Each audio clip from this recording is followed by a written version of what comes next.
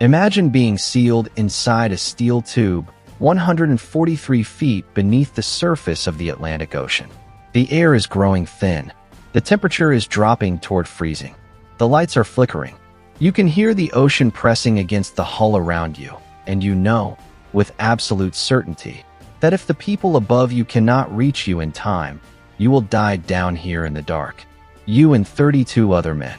33 souls trapped in a sunken submarine, with the clock ticking, the oxygen running out, and the entire weight of the United States Navy racing against time to save you. This is not a movie. This is not a novel. This happened. It happened on May 23, 1939, off the coast of Portsmouth, New Hampshire, when the USS Squalus, a brand new American submarine on a routine test dive, sank to the bottom of the Atlantic Ocean. And what happened next? The rescue operation that pulled 33 living men from that sunken steel coffin became one of the most extraordinary stories of human courage, ingenuity, and determination in the entire history of naval warfare. The McCann Submarine Rescue Chamber. Lieutenant Commander Charles Momsen, known to the Navy as Swede Momsen, had been thinking about this problem for years.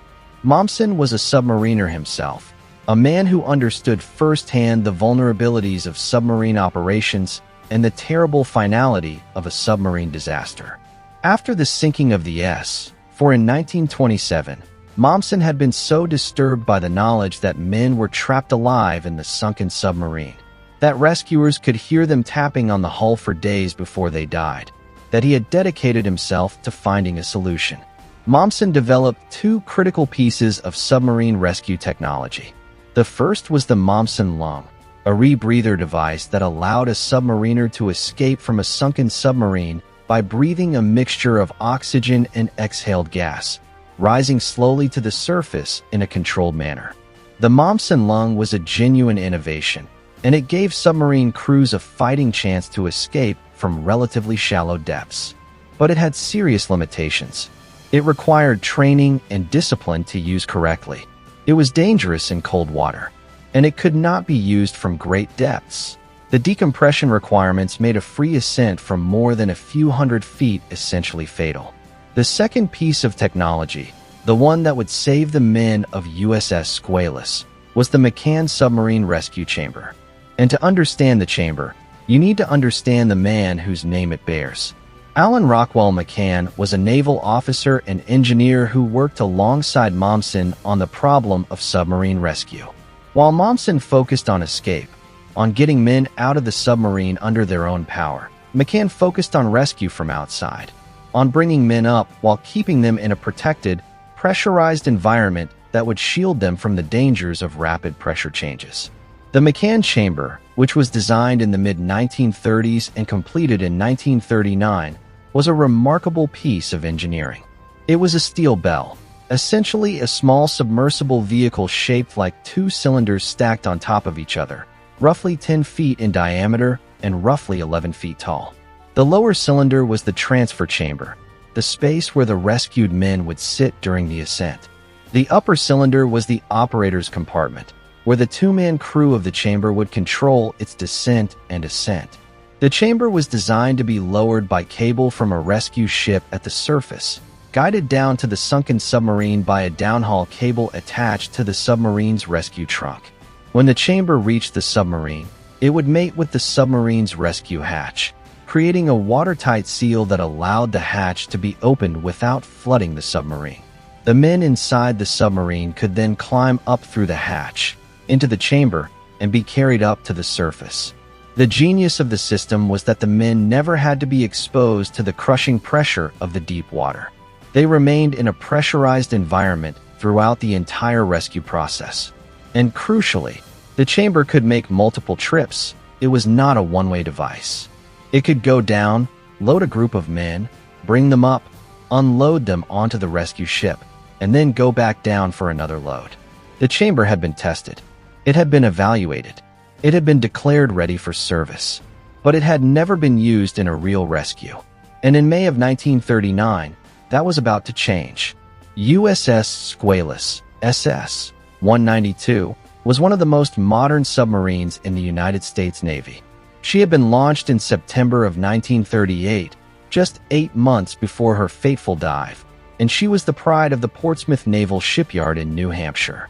She was 310 feet long, displaced around 1,450 tons when submerged, and was armed with 8 torpedo tubes. She was fast, capable, and state-of-the-art. Her commanding officer was Lieutenant Oliver Naquin. He was 32 years old, a graduate of the Naval Academy, an experienced submariner who had served in submarines throughout the 1930s. His crew was equally experienced. These were professional Navy men who knew their boat and their jobs.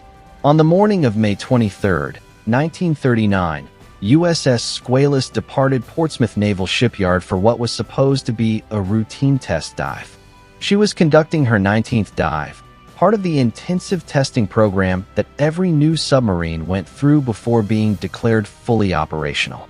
The morning was clear and cold. The sea state was moderate. Everything appeared normal. Squalus proceeded to her dive area off the Isles of Shoals, about 15 miles southeast of Portsmouth. At approximately 0840, Lieutenant Naquin gave the order to dive. The klaxon sounded. The vents opened. The submarine began to go down. And then something went wrong. The main engine induction valve, a large valve in the aft section of the submarine that was supposed to close when the boat dived, cutting off the air intake to the diesel engines, failed to close. It stayed open, and as Squalus dove beneath the surface, water began pouring through that open valve into the aft engine room and the aft torpedo room. The men in those aft compartments, 26 of them, died almost instantly, overwhelmed by the flooding that rushed through the open valve. There was simply no time to react. The water came in too fast, too hard. One moment they were going about their duties. The next, they were gone. But in the forward compartments, the forward torpedo room, the control room, and the forward battery room, 33 men survived. Lieutenant Naquin, in the control room, immediately ordered the watertight doors between the flooded aft sections and the forward sections closed. The doors held. The flooding was stopped. Squalus settled on the bottom of the Atlantic Ocean at a depth of approximately 243 feet, about 74 meters, with 33 living men sealed inside her forward compartments. The men in the forward compartments knew exactly how bad their situation was. They knew the aft compartments were flooded. They knew 26 of their shipmates were dead. They knew they were sitting on the bottom of the ocean in a cold, dark steel tube, with limited oxygen and no way to get out on their own. The depth was too great for the Momsen Long. They could not escape under their own power. Naquin acted with calm and methodical precision. He ordered the crew to remain still and conserve oxygen. He had distress buoys released, bright red marker buoys that would float to the surface on long cables, indicating the position of the sunken submarine. He ordered the use of carbon dioxide absorbent, a chemical called berylline, to scrub the carbon dioxide from the air in the compartments and extend the breathable air supply. He kept his men calm, kept them quiet, kept them alive. At the surface, the first indication that something was wrong came when Squalus failed to respond to radio calls. The submarine had last been heard from at around 0840. By 0900, she had not reported in. By 0930, the alarm was being raised. The sister ship USS Sculpin, which was also operating in the area, was sent to search for Squalus. Sculpin found the distress buoys. She found the position of the sunken submarine, and she made contact, extraordinary, miraculous contact, through the telephone cable attached to one of the buoys. Lieutenant Naquin was able to speak directly with the surface, to report on the situation, to tell the rescuers that 33 men were alive in the forward compartments and that they needed the rescue chamber as fast as it could get there. The Navy's response was immediate and total. The rescue ship USS Widgeon was already en route.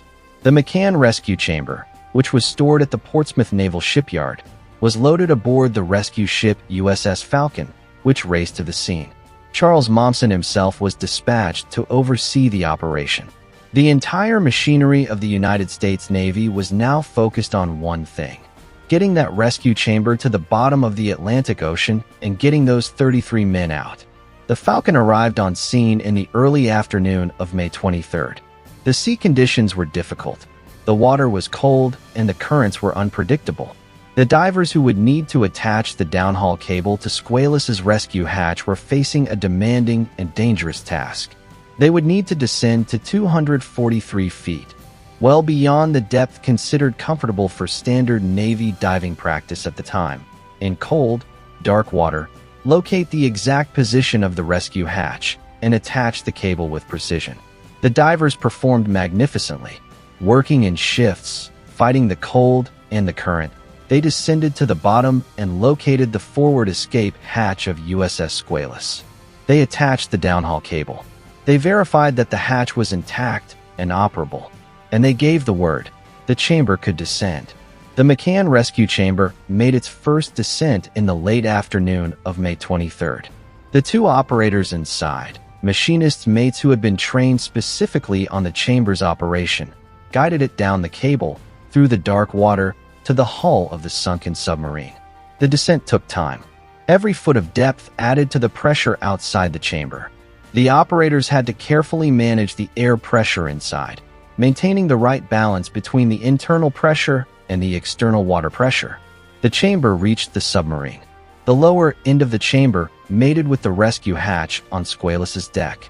Pumps inside the chamber worked to evacuate the water from the seal between the chamber and the submarine hull, creating the watertight connection that would allow the transfer to happen. Inside Squalos, the men had been waiting for hours. They had been in the dark, in the cold. The temperature inside the submarine had dropped to near freezing, breathing carefully rationed air, waiting and hoping. When they felt the thump of the chamber mating with their escape hatch, and when the hatch above them was opened and they saw the interior of the chamber for the first time, the relief must have been indescribable. The first trip of the chamber brought up 7 men. They climbed through the hatch, into the lower compartment of the chamber, and the hatch was closed behind them. Then the chamber began its ascent, slowly, carefully, controlled by the operators above, guided by the cable that connected it to the Falcon at the surface. When the chamber broke the surface and the men were transferred to the Falcon, there was an explosion of emotion on the rescue ship. These were the first men rescued from a sunken submarine by mechanical means in American naval history. 36 hours after the Squalos had sunk, these 7 men were alive and breathing fresh air. The chamber went back down. It made a second trip and a third, bringing up more men each time. The operation was not without its tensions and near disasters.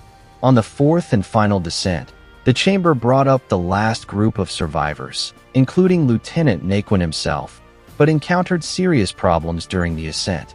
The cable became tangled. The chamber was stuck at depth for a period of time that must have felt like an eternity to the men inside. Divers had to descend in the darkness to free the cable and allow the chamber to complete its ascent. But the chamber made it. The last group of survivors reached the surface. All 33 men were rescued.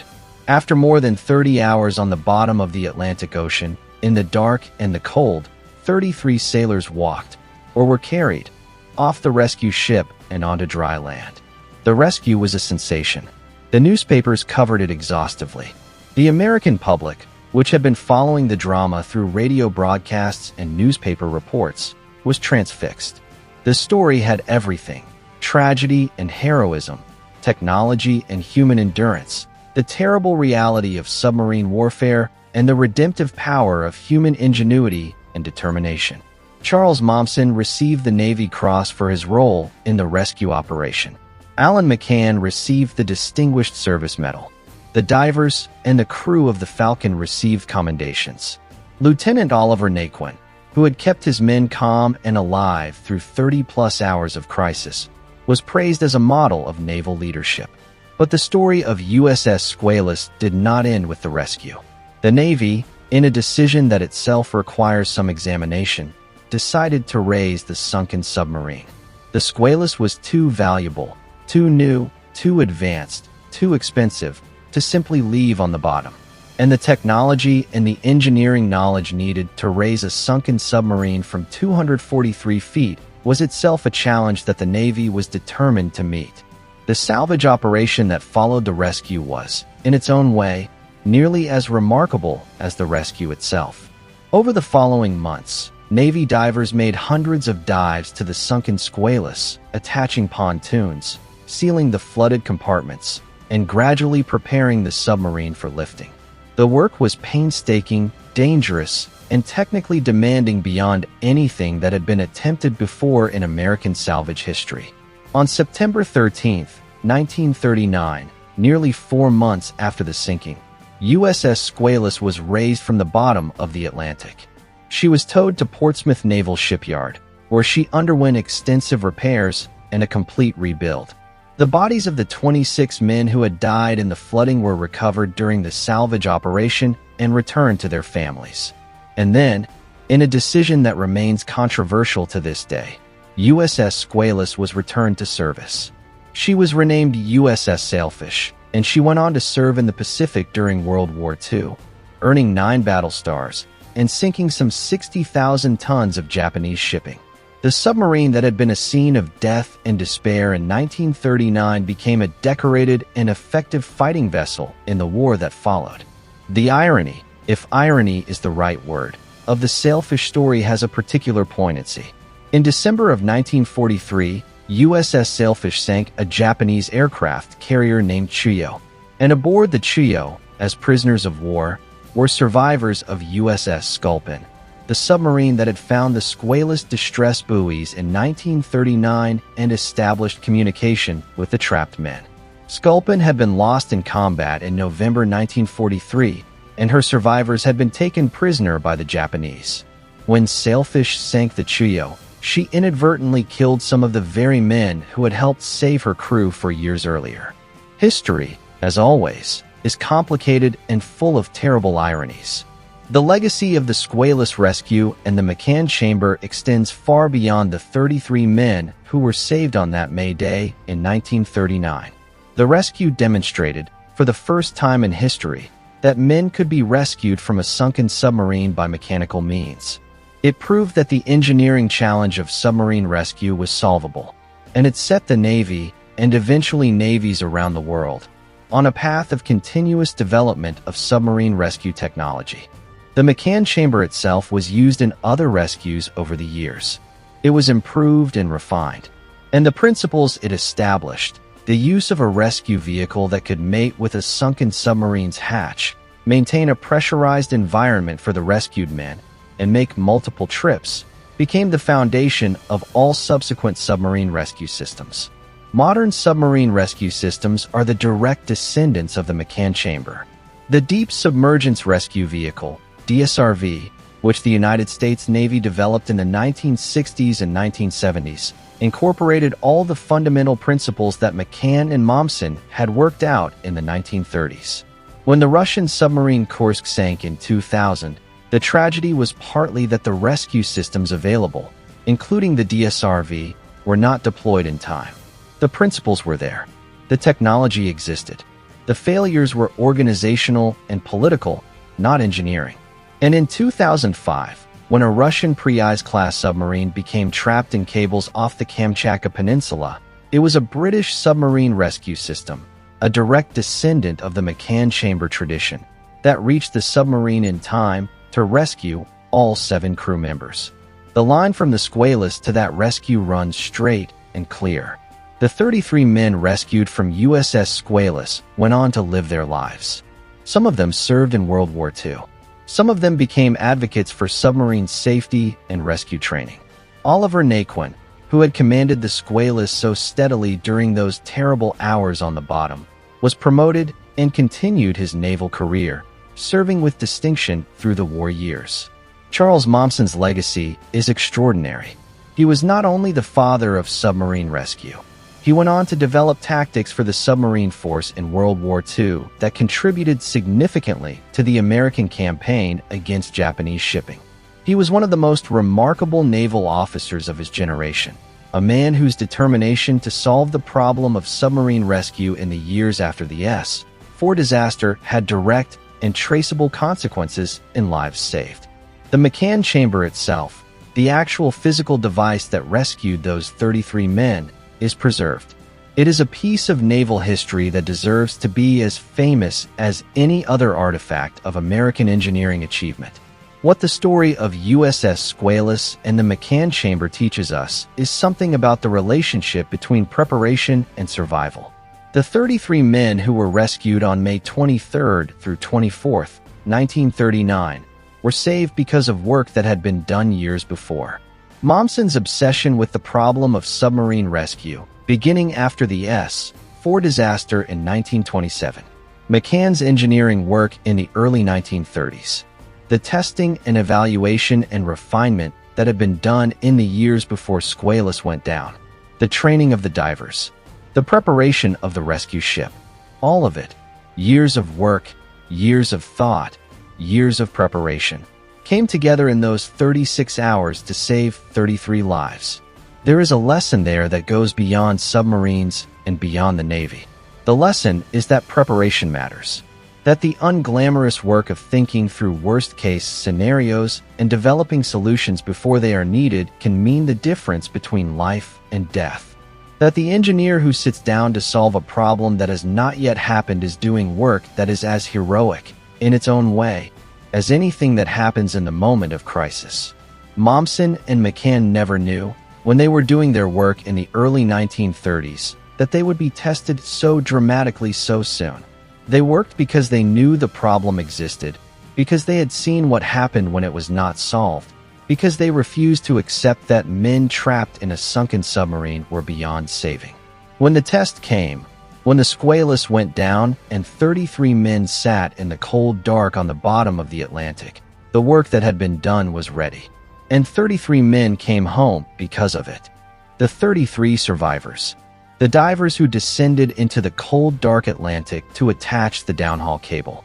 The operators who rode the chamber down and up, again and again. The crew of the Falcon who managed the cables and the equipment and the logistics of the most complex rescue operation the Navy had ever attempted. Charles Mommsen, standing on the deck of the Falcon, managing the operation with the calm and precision of a man who had been preparing for this moment for 12 years. All of them, together, created a miracle. Not a supernatural miracle, not the kind of thing that defies explanation, but the best kind of miracle, the kind that is made by human beings who refuse to accept the limitations that others have accepted, who do the work that others haven't done, who show up when the moment comes and do what they have prepared themselves to do. 33 men, one rescue chamber. One of the most extraordinary stories in the history of the United States Navy. And now, before we go, I want to leave you with a question. The rescue of the Squalus survivors was made possible by years of preparation and investment in submarine rescue technology.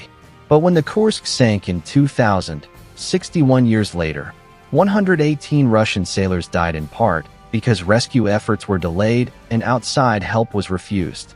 Does the story of USS Squalus make the Kursk tragedy harder to accept? Does knowing that the problem was solved in 1939 make what happened in 2000 more painful? Let me know what you think in the comments below. Every single comment gets read. And if this story moved you, if you think the men of USS Squalus and the people who saved them deserve to be remembered, share this video. That is the most powerful thing you can do. Hit subscribe for more stories like this one, because there are so many more stories that deserve to be told. I will see you in the next one.